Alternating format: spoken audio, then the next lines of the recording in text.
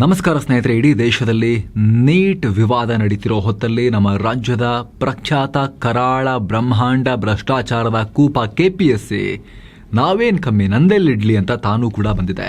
ಮತ್ತೊಂದು ಸ್ಕ್ಯಾಮ್ನ ಮುಂದಿಟ್ಟಿದೆ. ಮೊನ್ನೆಯಷ್ಟೇ KPSC chairman Shivashankarappa S ಸಾಹುಕಾರ್ ತಮ್ಮ ಮಕ್ಕಳಿಗೆ ಸಂಬಂಧಿಕರಿಗೆ ಅಕ್ರಮವಾಗಿ ಕೆಲಸ ಕೊಟ್ಟು ರೆಡ್ ಹ್ಯಾಂಡ್ ಆಗಿ ಸಿಕ್ಕಿಬಿದ್ದು ಸಸ್ಪೆಂಡ್ ಆಗಿದ್ರು. ಇದಾಗಿ ಜಸ್ಟ್ 2 ವಾರ ಕಳೆದಿದೆ ಅಷ್ಟೇ. ಈಗ ಮತ್ತೊಂದು ಅವ್ಯವಹಾರ ಬಯಲಾಗಿದೆ. ರಾಜ್ಯದಲ್ಲಿ 400 ವೆಟರ್ನರಿ ಆಫೀಸರ್ ಹುದ್ದೆಗಳ ನೇಮಕಾತಿಯಲ್ಲೂ ಕೂಡ ದೊಡ್ಡ ಮಟ್ಟದಲ್ಲಿ ಅಕ್ರಮ ಆಗಿರೋದು ಬೆಳಕಿಗೆ ಬಂದಿದೆ. ಹುದ್ದೆಗಳನ್ನ 80 ಲಕ್ಷ ರೂಪಾಯಿಗೆ ಸೇಲ್ ಮಾಡಿರೋ ಬೆಚ್ಚಿ ಬೀಳಿಸೋ ಆರೋಪ ಕೇಳಿಬಂದಿದೆ. ರೆಸಾರ್ಟ್ನಲ್ಲಿ ಕೂರಿಸಿ ಎಕ್ಸಾಮ್ ಬರ್ಸಿದ್ದಾರೆ. ಇಲ್ಲೂ ತಮ್ಮ ಸಂಬಂಧಿಕರಿಗೆ ನೌಕರಿ ಕೊಡಿಸಿದ್ದಾರೆ ಅನ್ನೋ ಆರೋಪ ಇದೆ. ಹಾಗಿದ್ರೆ ಏನಿದು ವೆಟರ್ನರಿ ಸ್ಕ್ಯಾಮ್? ಮತ್ತೆ ಶಿವಶಂಕರಪ್ಪ ಮೇಲೆ ಬಂದಿರೋ ಆರೋಪ ಏನು? ಪ್ರಧಾನ ವಿಚಾರದಲ್ಲಿ ದಿಲ್ಲಿವರೆಗೂ ಹೋಗಿ ಪ್ರತಿಭಟನೆ ಮಾಡಿದ ಸಿಎಂ ಮತ್ತವರ ಸರ್ಕಾರ ಇಲ್ಲಿ ಅವರದ್ದೇ ರಾಜ್ಯದಲ್ಲಿ ಯಾವ ಕ್ರಮ ತಗೊಳ್ಳುತ್ತೆ ಈ ಸ್ಕ್ಯಾಮ್ನಲ್ಲಿ? ಬನ್ನಿ ಇವತ್ತಿನ ಈ ವಿಡಿಯೋದಲ್ಲಿ ಡೀಟೇಲ್ ಆಗಿ ಎಲ್ಲವನ್ನ ನೋಡ್ತಾ ಹೋಗೋಣ. ನೀವು ನೋಡ್ತಾ ಇದ್ದೀರಾ ಮಸ್ತ್ ಮಗ ಚಾನಲ್. ನಾನು Amar Prasad. Karnataka public service commission ಕರ್ನಾಟಕದ ಅತ್ಯುನ್ನತ ಹುದ್ದೆಗಳಿಗೆ ಅರ್ಹರನ್ನ ಆಯ್ಕೆ ಮಾಡೋ ಸಾಂವಿಧಾನಿಕ ಸಂಸ್ಥೆ. ಆದರೆ ಕಳೆದ ಕೆಲವು ವರ್ಷಗಳಿಂದ ಈ ಸಂಸ್ಥೆಯಿಂದ ಅಕ್ರಮದ ಮೇಲೆ ಅಕ್ರಮ ನಡೀತಾ ಇದೆ. ಸದ್ಯ ಈಗ ವಿವಾದಕ್ಕೆ ಕಾರಣ ಆಗಿರೋದು ಜುಲೈ 17ನೇ ತಾರೀಕು ರಿಲೀಸ್ ಆದ ವೆಟರ್ನರಿ ಲಿಸ್ಟ್. ಆಗಸ್ಟ್ 12, 2024 ಕೆಪಿಎಸ್ಸಿ ಒಟ್ಟು 400 ವೆಟರ್ನರಿ ಆಫೀಸರ್ ಹುದ್ದೆಗಳಿಗೆ ಅರ್ಜಿ ಕರೆದಿತ್ತು. ಇದರಲ್ಲಿ 342 ರೆಗ್ಯುಲರ್ ಪೋಸ್ಟ್ ಮತ್ತು 58 ಬ್ಯಾಕ್ಲಾಗ್ ಹುದ್ದೆಗಳು. ರಾಜ್ಯದ ಮೂಲೆ ಮೂಲೆಗಳಿಂದ ಸಾವಿರಾರು ಪಶು ವೈದ್ಯಕೀಯ ಪದವೀಧರರು ಓದಿ 2026 ಜನವರಿ 8 ಮತ್ತು 9ನೇ ತಾರೀಕು ಈ ಎಕ್ಸಾಮ್ ಬರೆದಿದ್ರು. ನಂತರ ಇದೇ ಜುಲೈ 17ಕ್ಕೆ ಇದರ ಫೈನಲ್ ಲಿಸ್ಟ್ ಬಂದಿದೆ. ಆದರೆ ಈ ರಿಸಲ್ಟ್ ನೋಡಿ ಪ್ರತಿಭಾವಂತ ಆಕಾಂಕ್ಷಿಗಳು ದಿಗ್ಭ್ರಾಂತರಾಗಿದ್ದಾರೆ. ಯಾಕಂದರೆ ಸುಮಾರು 50-60% ಜನ ಅನರ್ಹರು, ಯಾವತ್ತೂ ನೆಟ್ಟಗೆ ಪ್ರಿಪೇರ್ ಆಗದವರು, ಕಾಲೇಜಲ್ಲಿ 2 ವರ್ಷ ಫೇಲ್ ಆಗಿ ಸಪ್ಲಿಮೆಂಟರಿ ಎಕ್ಸಾಮ್ನಲ್ಲಿ ಪಾಸ್ ಆದವರೆಲ್ಲ ಆಯ್ಕೆಯಾಗಿರೋ ಆರೋಪ ಇದೆ. ಆದರೆ ಕಾಲೇಜಲ್ಲಿ ಗೋಲ್ಡ್ ಮೆಡಲಿಸ್ಟ್ಗಳು, ಟಾಪರ್ಗಳು, UPSC ಅಂತ ಟಫ್ ಎಕ್ಸಾಮ್ನ ಪ್ರಿಲಿಮ್ಸ್ ಮೇನ್ಸ್ ಪಾಸ್ ಆದವರು ಈ ಎಕ್ಸಾಮ್ನಲ್ಲಿ ಅತ್ಯಂತ ಕಮ್ಮಿ ಮಾರ್ಕ್ಸ್ ತಗೊಂಡಿದ್ದಾರೆ. ಆದರೆ ಇದೆಲ್ಲಕ್ಕಿಂತ ಬೆಚ್ಚಿ ಬೀಳಿಸೋ ವಿಚಾರ ಅಂದರೆ ಈ ಪ್ರಕ್ರಿಯೆ ನಡೆಯುವಾಗ ಹಲವಾರು ಕ್ಯಾಂಡಿಡೇಟ್ಸ್ಗೆ KPSC ಪರ ಕೆಲ ಮಿಡಲ್ ಮ್ಯಾನ್ಗಳೇ ಕಾಂಟ್ಯಾಕ್ಟ್ ಮಾಡಿ ದುಡ್ಡು ಕೊಡ್ತೀರಾ, ಜಾಬ್ ಕೊಡಿಸ್ತೀವಿ ಅಂತ ಡೀಲ್ ಮಾಡಿದ್ದಾರೆ. ನಿಮಗೆ ಜಾಬ್ ಕನ್ಫರ್ಮ್ ಆಗಬೇಕು ಅಂದರೆ 70-80 ಲಕ್ಷ ರೂಪಾಯಿ ಕೊಡಬೇಕು ಅಂತ ಹೇಳಿ ನೇರವಾಗಿ ಡಿಮಾಂಡ್ ಮಾಡಿದ್ದಾರೆ. ಇದು ಕೇವಲ ಆರೋಪ ಅಲ್ಲ. ವಿದ್ಯಾರ್ಥಿಗಳ ಬಳಿ ಈ ಬಗ್ಗೆ ಆಡಿಯೋ ಕ್ಲಿಪ್ಸ್ ಇವೆ. ಅಖಿಲ ಕರ್ನಾಟಕ ರಾಜ್ಯ ವಿದ್ಯಾರ್ಥಿ ಸಂಘಟನೆ ಅಧ್ಯಕ್ಷ ಕಾಂತಕುಮಾರ್ ಅವರು ಈ ಹಿಂದೆ ನಾವು ಅವ್ರ ಪಾಡ್ಕಾಸ್ಟ್ ಕೂಡ ಮಾಡಿದ್ವಿ. ಇವರು ಎಕ್ಸಾಮ್ ಬರೆದ ಒಬ್ಬ ಆಕಾಂಕ್ಷಿಯೊಂದಿಗೆ ಆಡಿಯೋ ಸ್ಟಿಂಗ್ ಆಪರೇಷನ್ ಕೂಡ ನಡೆಸಿದ್ದಾರೆ. ಅದರಲ್ಲಿ ದಲ್ಲಾಳಿಗಳು ಫೋನ್ ಮಾಡಿ ಮೊದಲು 40 ಲಕ್ಷ ರೂಪಾಯಿ ಅಡ್ವಾನ್ಸ್ ಕೊಡಿ, ಆರ್ಡರ್ ಕಾಪಿ ಕೈಗೆ ಬಂದ ಮೇಲೆ ಉಳಿದ ಬ್ಯಾಲೆನ್ಸ್ ಕೊಡಿ, 99% ನಿಮಗೆ ಗ್ಯಾರಂಟಿ, 100 ಅಲ್ಲ 99% ನಿಮಗೆ ಗ್ಯಾರಂಟಿ ಜಾಬ್ ಸಿಗುತ್ತೆ ಅಂತ ಹೇಳಿದ್ದಾರೆ. ಈ ರೀತಿ ಚೌಕಾಸಿ ಮಾಡಿರೋ ಸಾಕ್ಷ್ಯಗಳನ್ನ ಇಟ್ಕೊಂಡೇ ಆಕಾಂಕ್ಷಿಗಳು ಕೇಸ್ ದಾಖಲು ಮಾಡಿದ್ದಾರೆ.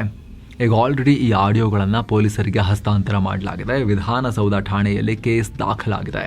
ಜೊತೆಗೆ ಇಲ್ಲಿ ಕ್ಯಾಂಡಿಡೇಟ್ಗಳ ಅತ್ಯಂತ ಗೌಪ್ಯ ಡೇಟಾವನ್ನೇ ಕಳ್ಳತನ ಮಾಡಲಾಗಿದೆ. ದೂರುದಾರರು ಹೇಳೋ ಪ್ರಕಾರ ಶಾರ್ಟ್ ಲಿಸ್ಟ್ ಆದ ಕ್ಯಾಂಡಿಡೇಟ್ಗಳ OMR ಸ್ಕೋರ್ ಹಾಗೂ ಅವರ ಕಾನ್ಫಿಡೆನ್ಷಿಯಲ್ ಮಾಹಿತಿ ದಲ್ಲಾಳಿಗಳ ಕೈಗೆ ಹೇಗೆ ಬಂತು? KPSC ಅಧಿಕಾರಿಗಳೇ ಈ ಡೇಟಾವನ್ನು ಹೊರಗಡೆ ಮಾರ್ಕೊಂಡಿದ್ದಾರೆ ಅನ್ನೋ ಗಂಭೀರ ಆರೋಪ ಇದೆ. ಕೆದಕ್ತಾ ಹೋದ ಹಾಗೆ ಇನ್ನಷ್ಟು ಆಘಾತಕಾರಿ ಮಾಹಿತಿ ಬರ್ತಾ ಇದ್ದಾವೆ. ಇಲ್ಲಿ ಬರೀ ಪೋಸ್ಟ್ಗಾಗಿ ಲಂಚ ಅಷ್ಟೇ ಅಲ್ಲ, ಪರೀಕ್ಷೆ ನಡೆಯೋ ಮೊದಲು ಕೂಡ ಕೆಲ ಕ್ಯಾಂಡಿಡೇಟ್ಗಳು ತಮ್ಮ ಮೊಬೈಲ್ ಫೋನ್ ಸ್ವಿಚ್ ಆಫ್ ಮಾಡ್ಕೊಂಡಿದ್ರಂತೆ. ಇವ್ರನ್ನ ರಾಜ್ಯದ ಹೊರಗಡೆಯ ಹೋಟೆಲ್ ಅಥವಾ ರೆಸಾರ್ಟ್ಗಳಿಗೆ ಕರ್ಕೊಂಡು ಹೋಗಿ ಅಲ್ಲಿ ಅವರಿಗೆ ಮೊದಲೇ ಪ್ರಶ್ನೆ ಪತ್ರಿಕೆಯನ್ನು ಕೊಟ್ಟು ಉತ್ತರಗಳನ್ನು ಬಾಯಪಾಠ ಮಾಡಿಸಿದ್ದಾರೆ ಅನ್ನೋ ದೊಡ್ಡ ಆರೋಪ ಕೂಡ ಇದೆ. ಪರೀಕ್ಷೆ ನಡೆಯೋ ದಿನ ಕೂಡ ಪರೀಕ್ಷಾ ಕೇಂದ್ರದಲ್ಲಿ ಸೆಲೆಕ್ಟೆಡ್ ವ್ಯಕ್ತಿಗಳಿಗೆ ನೀವು ಕಷ್ಟದ ಪ್ರಶ್ನೆಗಳನ್ನು ಖಾಲಿ ಬಿಟ್ಟು ಬನ್ನಿ, ಆಮೇಲೆ ಅದೇ ಖಾಲಿ OMR ಶೀಟ್ಗಳನ್ನು ಅಧಿಕಾರಿಗಳ ಮೂಲಕವೇ ತಿದ್ದಿಸಿ ಮಾರ್ಕ್ ಮಾಡಲಾಗಿದೆ ಅನ್ನೋ ಆರೋಪನೂ ಇದೆ. ಒಂದಕ್ಕಿಂತ ಒಂದು ಭಯಾನಕ ಆರೋಪಗಳಿದ್ದಾವೆ. ತನಿಖೆ ಆಗಬೇಕಿಲ್ಲಿ. ಇದ್ರ ಜೊತೆಗೆ ಹೈ ಲೆವೆಲ್ ನೆಪೋಟಿಸಮ್ ಕೂಡ ನಡೆದಿದೆ ಅನ್ನೋ ಆರೋಪ. ಡಿಗ್ರಿ ಎಕ್ಸಾಮ್ನಲ್ಲೇ ಫೇಲ್ ಆಗಿದ್ದ ಮತ್ತು ಅತಿ ಸಾಧಾರಣ ಮಾರ್ಕ್ಸ್ ತಗೊಂಡಿದ್ದ KPSC ಅಧಿಕಾರಿಗಳ ಸಂಬಂಧಿಕರು ಇದರಲ್ಲಿ ಟಾಪ್ ರ್ಯಾಂಕ್ ಪಡ್ಕೊಂಡ್ಬಿಟ್ಟಿದ್ದಾರೆ. ಅಕಾಡೆಮಿಕ್ಸ್ನಲ್ಲಿ 0 ಇದ್ದವರು KPSCಯಲ್ಲಿ ಟಾಪರ್ಸ್. ಇದರ ವಿರುದ್ಧ ವಿದ್ಯಾರ್ಥಿಗಳು ಈಗ ಸಿಡಿದಿದ್ದಾರೆ. ಪ್ರತಿಭಟನೆ ಮಾಡ್ತಾ ಇದ್ದಾರೆ. ಆರೋಪಗಳಿಗೆ ಸಾಕ್ಷ್ಯ ಸಿಕ್ತಿದ್ದ ಹಾಗೆ ಹೆಚ್ಚೆಚ್ಚು ಮಾಹಿತಿ ಹೊರಬರುತ್ತಿದ್ದ ಹಾಗೆ ವಿಧಾನಸೌಧ ಪೊಲೀಸ್ ಸ್ಟೇಷನ್ನಲ್ಲಿ ಈ ಹಗರಣದ ವಿರುದ್ಧ ಎಫ್ಐಆರ್ ದಾಖಲಾಗಿದೆ. ಈ ಎಫ್ಐಆರ್ನಲ್ಲಿ ಕೆಪಿಎಸ್ಸಿ ಮಾಜಿ ಚೇರ್ಮನ್ ಶಿವಶಂಕರಪ್ಪ ಸಾಹುಕಾರ್ ಸೇರಿಸಿ 29 ಆಯ್ಕೆಯಾದ ಕ್ಯಾಂಡಿಡೇಟ್ಗಳ ಹೆಸರಿದೆ. ಇವರೆಲ್ಲರನ್ನ ಈಗ ತನಿಖೆಗೆ ಒಳಪಡಿಸಲಾಗ್ತಾ ಇದೆ. ಹಾಗೆ ಯಾರೆಲ್ಲ ಅನ್ಯಾಯಕ್ಕೆ ಒಳಗಾಗಿದ್ದಾರೋ ಇಂತಹ 24 ಅರ್ಹ ಅಭ್ಯರ್ಥಿಗಳು ಇಂಡಿಪೆಂಡೆಂಟ್ ಆಗಿ ದೂರು ದಾಖಲಿಸಿದ್ದಾರೆ. ವಿದ್ಯಾರ್ಥಿಗಳ ಹೋರಾಟಕ್ಕೆ ಮಣಿದಿರೋ ಕೆಪಿಎಸ್ಸಿ ಸದ್ಯಕ್ಕೆ ಇಡೀ ವೆಟರ್ನರಿ ಆಫೀಸರ್ ಸೆಲೆಕ್ಷನ್ ಲಿಸ್ಟ್ ಅನ್ನೇ ತಾತ್ಕಾಲಿಕವಾಗಿ ತಡೆ ಹಿಡಿದಿದೆ.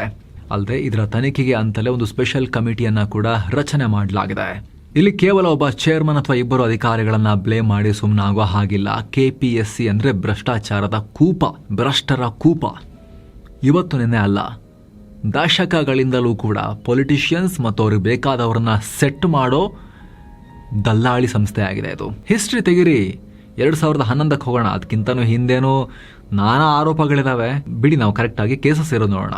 2011ರ KS ಹಗರಣ, 2021ರ FDA SDA ಪೇಪರ್ ಲೀಕ್, 2022ರಲ್ಲಿ ನಡೆದ PSI ಹಗರಣ. ಪ್ರತಿ ಬಾರಿ ಎಕ್ಸಾಮ್, ಪ್ರತಿ ಬಾರಿ ಸ್ಕ್ಯಾಮ್. ಯಾರು ಇದನ್ನ ಪಬ್ಲಿಕ್ ಸರ್ವಿಸ್ ಕಮಿಷನ್ ಅಂತ ಕರೆದಿರೋದು? ಭ್ರಷ್ಟರ ಕಮಿಷನ್ ಇದು. ಪ್ರತಿ ಬಾರಿ ಕೋಟಿ ಕೋಟಿ ದುಡ್ಡು ದೋಚ್ತಾರೆ. ಯಾವುದೇ ಸರ್ಕಾರದ ಅವಧಿ ಇರಲಿ, ಕೆಪಿಎಸ್ಸಿಯಲ್ಲಿ ರಾಜಕೀಯ ಹಸ್ತಕ್ಷೇಪ ಅನ್ನೋದು ಹಿಂದಿನಿಂದಲೂ ಅಂಟುಕೊಂಡು ಬಂದಿರೋ ರೋಗ ಇದು. ಏನೋ ಆಪರೇಷನಲ್ ಲ್ಯಾಪ್ಸಸ್ ಇಂದ ಆಗಿರೋ ಲೀಕ್ ಅಂತ ಅನ್ಕೋಬೇಡಿ ನೀವಿಲ್ಲಿ. ಇನ್ಸ್ಟಿಟ್ಯೂಷನಲ್ ಭ್ರಷ್ಟಾಚಾರ, ದುಡ್ಡಿಗೆ ಮಾರ್ಕೊಳ್ಳೋದು. ವರ್ಷಗಟ್ಟಲೆ ನಿದ್ದೆ ಬಿಟ್ಟು ಹೋದ ಲಕ್ಷಾಂತರ ಯುವಕರ ಭವಿಷ್ಯದೊಂದಿಗೆ ಈ ರಾಜಕಾರಣಿಗಳು ಚೆಲ್ಲಾಟ ಆಡ್ತಾ ಇದ್ದಾರೆ. ಒದ್ದಾಸೆ ಹಾಕಬೇಕು ಇಲ್ಲಿರುವಂಥ ಭ್ರಷ್ಟರನ್ನ. ಫಸ್ಟು ಅವ್ರಿಗೆ ಏನು ಕೆಲಸ? ಶಿಸ್ತಿಂದ ಡಿಸಿಪ್ಲಿನ್ಡ್ ವೇನಲ್ಲಿ ಎಕ್ಸಾಮ್ ನಡೆಸಿ ರಿಕ್ರೂಟ್ಮೆಂಟ್ ಆಗಬೇಕು. ದೇಶದ ಭವಿಷ್ಯ, ರಾಜ್ಯದ ಭವಿಷ್ಯ. ಅಧಿಕಾರಿಗಳು ಆಮೇಲೆ ಬಂದು ಬರೀತಾರೆ. ಯಾವ್ಯಾವುದೋ ಕಿತ್ತೋಗಿರೋ ರಾಜಕಾರಣಿಗಳನ್ನ ತಗೊಂಬಂದು ಕೂರಿಸ್ಕೊಂಡು ಅಲ್ಲಿ ಏನು ವ್ಯಾಪಾರ ಮಾಡ್ತಾ ಇದ್ದೀರಾ ಇಲ್ಲಿ KPSCಯಲ್ಲಿ? ಇದೇ ಕಾರಣಕ್ಕೆ ಸ್ನೇಹಿತರೆ, ಇವಾಗಂತಲ್ಲ, ನಾವು ಲಾಸ್ಟ್ ಒಂದು 3-4 ಇಯರ್ಸಿಂದಲೂ ಕೂಡ ಸಾಮರ್ಥ್ಯ ಇಲ್ಲ ಅಂದರೆ, ಆ ಯೋಗ್ಯತೆ ಇಲ್ಲ ಅಂದರೆ, ಇದೊಂದು ಸಾಂವಿಧಾನಿಕ ಸಂಸ್ಥೆ ರೀತಿ ಅಲ್ವಾ ಇದು? ಅದರ ಚೇರ್ಮನ್ಗೆ ಆ ರೀತಿ ಪ್ರೊಟೆಕ್ಷನ್ ಇದೆಯಲ್ವಾ? ಸಾಮರ್ಥ್ಯ ಇಲ್ಲ ಅಂದರೆ ಕೊಟ್ಬಿಡಿ, UPSC ಅವರಿಗೆ ಕೊಟ್ಬಿಡಿ. ರಾಜ್ಯದ್ದು ಕೂಡ ರಿಕ್ರೂಟ್ಮೆಂಟ್ ನೀವೇ ಮಾಡಿಕೊಡಿ ಅಂತ ಅವ್ರಿಗೆ ಕೊಟ್ಬಿಡಿ. ಯಾವಾಗೆಲ್ಲ ಸ್ಟೇಟಲ್ಲಿ ನೇಮಕಾತಿ ಇರುತ್ತೋ ಹೇಳ್ತೀವಿ, ನೀವೇ ಮಾಡಿಕೊಡಿ ಅಂತ ಹೇಳಿ. ಇಲ್ಲ ಅಂದರೆ UPSC ರೀತಿಯಲ್ಲಿ ಅಲ್ಲೊಂದು ಏನೋ ಪ್ರಾಬ್ಲಮ್ ಇಲ್ಲದೆ ನಡೀತಾ ಇದೆಯಲ್ಲ ನಮಗೆ ಕಂಪೇರ್ ಮಾಡಿದ್ರೆ. ಸೊ ಅದೇ ರೀತಿ ಯಥಾವತ್ ಸಿಸ್ಟಮನ್ನು ಇಲ್ಲೂ ಕೂಡ ಜಾರಿಗೆ ತಾನೆ. ಜೊತೆಗೆ ಸ್ನೇಹಿತರೆ, ನೀಟ್ ಪರೀಕ್ಷೆ ಹಗರಣದಿಂದ ಈಗ ಕೇಂದ್ರದಲ್ಲಿ ಸರ್ಕಾರ ಸ್ಟ್ರಾಂಗ್ ಕಾನೂನು ತರಕ್ಕೆ ಹೊರಟಿದೆಯಲ್ಲ. 2024ರಲ್ಲಿ ಒಂದು ತಂದಿದ್ರು, ಅದು ಸಾಕಾಗಿಲ್ಲ. ಇನ್ನೂ ಗಂಭೀರವಾಗಿ ಬರೆ ಹಾಕೋ ಕಾನೂನು ತರೋಕೆ ಹೊರಟಿದಾರಲ್ಲ ಈಗ ಪ್ರತಿಭಟನೆಗೆ ತಲೆಬಾಗಿ. Anti paper leak bill, public examinations prevention of unfair means amendment bill 2026. ಈ ಕಾನೂನು ಪ್ರಕಾರ ಪರೀಕ್ಷಾ ಅಕ್ರಮದಲ್ಲಿ ಯಾರೇ ಪಾಲ್ಗೊಂಡ್ರೂ ಕೂಡ 10 ವರ್ಷಗಳ ಕಾಲ ಜೈಲು ಶಿಕ್ಷೆ, ಹಾಗೆ 10 ಕೋಟಿ ರೂಪಾಯಿವರೆಗೆ ದಂಡ. ಈಗ ಪ್ರಶ್ನೆ ಇರೋದು ರಾಜ್ಯ ಸರ್ಕಾರದ ಮುಂದೆ, ಕರ್ನಾಟಕದಲ್ಲೂ KPSC ಹಗರಣಗಳನ್ನು ತಡೆಯೋಕೆ ಅಥವಾ ಯಾವುದೇ ರೀತಿ ಎಕ್ಸಾಮ್ಗಳಲ್ಲಿ ಹಗರಣ ತಡೆಯೋಕೆ ಇದೇ ರೀತಿಯ ಕಠಿಣ ಕಾನೂನನ್ನು ಜಾರಿ ತರೋ ಅಗತ್ಯ ಇದೆ. ಸಸ್ಪೆಂಡ್ ಮಾತ್ರ ಮಾಡೋದಲ್ಲ, ಭ್ರಷ್ಟರ ಆಸ್ತಿ ಮುಟ್ಟುಗೋಲ ಹಾಕೊಂಡು ಜೀವನ ಪರ್ಯಂತ ಜೈಲಲ್ಲಿ ಕೊಳೆಯೋ ರೀತಿ ಮಾಡಬೇಕು. ನಾವು ಈ ವಿಡಿಯೋ ಮಾಡಿ ನೀಟ್ ಟೈಮ್ನಲ್ಲಿ ಆಗ್ರಹ ಮಾಡಿದ್ವಿ, ಜೀವಾವಧಿಗಿಂತ ಕಮ್ಮಿ ಇರೋ ಶಿಕ್ಷೆ ಕೊಡಬಾರ್ದು ಅಂತ ಹೇಳಿ. ಪೇಪರ್ ಲೀಕ್ ಅಥವಾ ಈ ರೀತಿ ಎಕ್ಸಾಮ್ ಫ್ರಾಡ್ ಮಾಡೋರಿಗೆ ಅದ್ರಿಗೆ 10 ವರ್ಷದ್ದು ಅಂತ ಹೇಳಿ ಪ್ಲಾನ್ ಮಾಡ್ತಾ ಇದ್ದಾರೆ.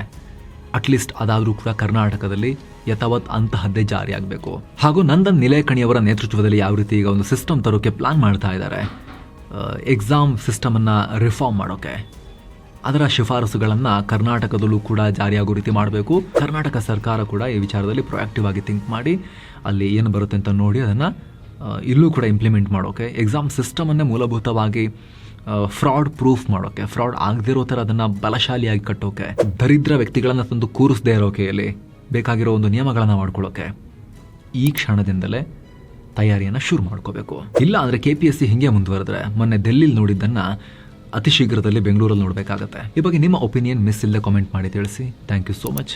ಸಬ್ಸ್ಕ್ರೈಬ್ ಮಾಡದಿರೋ ವೀಕ್ಷಕರು ದಯವಿಟ್ಟು ಸಬ್ಸ್ಕ್ರೈಬ್ ಮಾಡಿ ಅನ್ನೋದು ನಿಮ್ಮಲ್ಲಿ ನಮ್ಮ ಮನವಿ. ಮತ್ತೆ ಭೇಟಿ ಆಗ್ತಿರೋಣ ಸ್ನೇಹಿತರೆ. ನಮಸ್ಕಾರ.